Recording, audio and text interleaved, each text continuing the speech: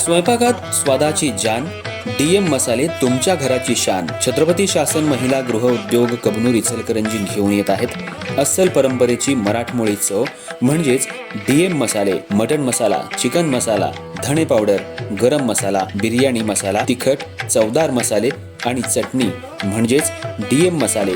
तर आजच आपल्या जेवणाची रंगत वाढवण्यासाठी केमिकल विरहित डीएम मसाले, गृहिणींच्या मनातले मसाले आणि चटणी अवश्य वापरा. डीएम मसाले महिला बचत गटाद्वारे करणारे स्वच्छ माफक दरामध्ये म्हणजेच डीएम मसाले. संपर्क दिव्याताई मगदूम, मोबाईल 91 30 80 22 55.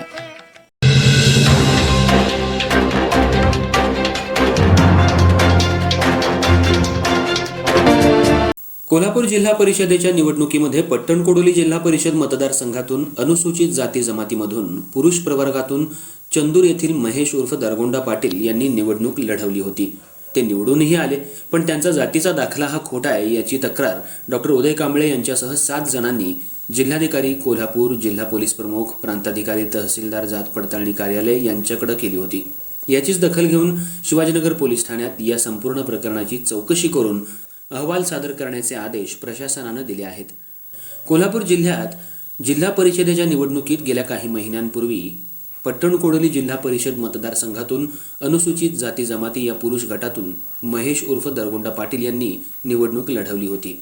त्यात ते विजयी झाले, पण अनुसूचित जाती जमातीचा जातीचा दाखला हा खोटा आहे अशी लेखी तक्रार उदय कांबळे, विलास माने, नंदकुमार कांबळे, उमेश जाधव, दीपक कांबळे, भानुदास शिंदे यांनी निवडणुकीच्या आधी कोल्हापूरचे जिल्हाधिकारी, कोल्हापूर जिल्ह्याचे पोलीस अधीक्षक, प्रांताधिकारी, तहसीलदार, जात पडताळणी कार्यालय यांच्याकडे केली होती.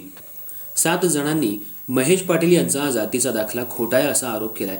तसंच या सर्वांनी सर्किट बेंच कोल्हापूर या ठिकाणी जातीच्या खोट्या दाखल्याविरोधात दावाही दाखल केलाय.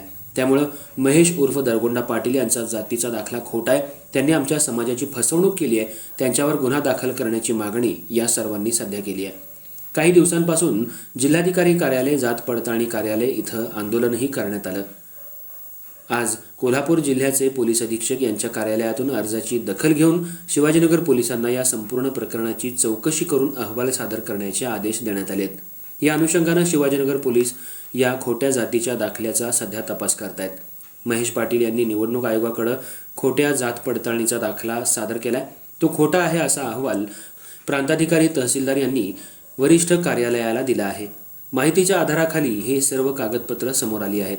महेश पाटील यांनी काही वर्षांपूर्वी पंचायत समितीची निवडणूक ओपन गटातून लढवली आणि सभापतीपदही भूषवलं होतं. त्यामुळे शासनाची आणि निवडणूक आयोगाची महेश पाटील यांनी फसवणूक केली असल्याचा आरोपही करण्यात आलाय. त्यांच्यावर कायदेशीर गुन्हा दाखल करून कारवाई करण्याची मागणी या अहवालात सादर करण्यात येणार आहे. कोल्हापूर इथं संघर्ष मोर्चाही मोठ्या प्रमाणात काढण्यात आला होता. आज शिवाजीनगर पोलीस ठाण्याबाहेर सर्व कार्यकर्ते मोठ्या संख्येनं उपस्थित होते. आता महेश पाटील यांच्यावर काय कारवाई होणार याकडे मात्र सर्वांचं लक्ष लागून राहिलंय. महिन्यापूर्वी जी जिल्हा परिषदेची निवडणूक घेण्यात आली त्यामध्ये महेश उर्फ दरगोंडा बसवंडा पाटील राहणार चंदूर यांनी SCचा लिंडर हा बोगस दाखला वापरून निवडणूक लढवली आणि निवडणूक लढवून आली. तरी हा लिंगायत समाजाचा इसम असून याने SC म्हणून निवडणूक लढवून राजकीय बगलबच्चा आणि इथल्या भाजपच्या आमदारच्या पाठीवर त्यांनी निवडणूक जिंकलेली असून आम्ही त्याच्या विरोधात जात पडताळणी तसेच हायकोर्ट, सर्किट बेंच आणि पोलीस अधीक्षक कोल्हापूर यांच्याकडे तक्रार केलेली असून याच्यावरती